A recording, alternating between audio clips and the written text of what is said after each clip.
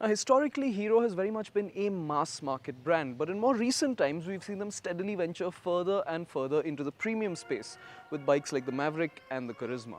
Today, we're riding a bike that sits at the top of the Xtreme lineup, the company's sportiest naked bike, the most powerful Hero on sale today. This is the Xtreme 250R.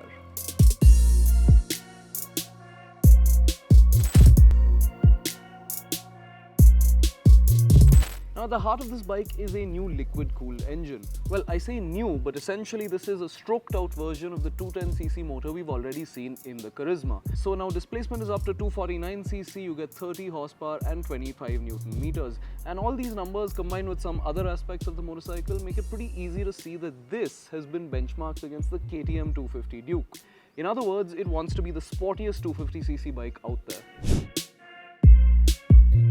The engine pulls quite cleanly and strongly all the way across the rev range. It's fairly tractable at the bottom, and then you've got a nice even spread of torque all across, and there's performance to be found in revving this bike pretty much all the way up to the red line. So the Xtreme feels quick and performance is definitely not an issue. But that's not to say that this engine is perfect. This is the most powerful road engine that Hero has ever built, so it's venturing into new territory. And you see that in the refinement department, where the company hasn't quite got it nailed yet. Across all the bikes present at the media ride, some were quite smooth, others were a little buzzy, and some were fairly gruff and vibey. The Xtreme we rode for most of the day was vibe-free at the handlebars, but there were quite a few vibrations felt through the seat, tank, and foot pegs, and some of the bodywork near the front of the bike was buzzy when revved. So of course this bike is part of the Xtreme family, and the smaller members in that family, the Xtreme 125 and the Xtreme 160, those feel more like sporty commuter motorcycles. The Xtreme 250 though feels more like an out-and-out sport bike, and that's most evident in the suspension setup. The smaller Xtremes do manage a degree of plushness in the way they ride. Here, especially at low speeds, it can feel a little jarring and unforgiving. There's definitely a hard edge to it, and it feels firmly damped. This gets a little better as speeds rise or with a heavier rider on board, but by and large, every day this is not going to be the most comfortable bike to live with. And there are rivals in this space that manage to feel equally sporty while still offering you superior ride comfort.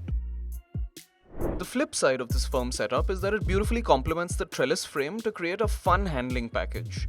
The Xtreme 250R feels nimble and agile through the twisties, quite happily and predictably responding to rider inputs. It's also got grippy MRF Zapper FX1 tires to back it up, though the front isn't a radial. And this sweet chassis package combined with a fairly quick motor make the Xtreme a reasonably fun bike to ride out on the open road. Hero says it's aiming this bike at people who value grabbing attention just as much as the riding experience. So they have made an effort to make this bike look striking.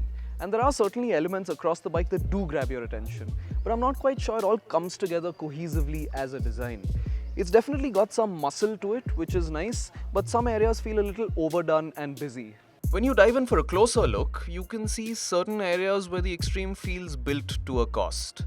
Near the headstock, you'll find some quite unsightly welds, which is unfortunate because it's right on your eye line when you look at the instruments. Certain sections of the frame on our bike also had rough surface finish and untidy welds, but vital touch points like switchgear feel reasonably good.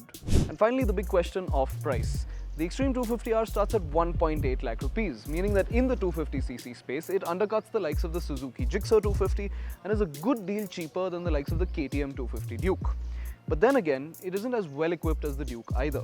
There are no TFT screens or quick shifters here. You get a simple LCD dash, an LED headlight, and dual channel ABS with 2 modes. Speaking of instrumentation, it's the same fairly basic monochrome LCD display that you see on the Charisma. It would have been nice to see a TFT or at least a color LCD display on the top variant. So how does one sum up this bike? Well, if you're shopping in and around the 2 lakh rupee mark for a performance bike, there's a few different ways you could go. On the one hand, you could do something like the Pulsar NS400Z, which takes more of a brute force approach to performance, giving you the maximum displacement and power for the money. And at the other end of the scale, you've got something like the Yamaha R15, which is only 155cc, but with a sharp focus on handling and sportiness. And somewhere between those two bikes is the Xtreme 250R. It's definitely got more grunt than the R15, but without feeling as heavy as the NS400Z. It strikes a nice middle ground as a sporty 250cc naked, and as always with Hero, the value proposition is quite strong.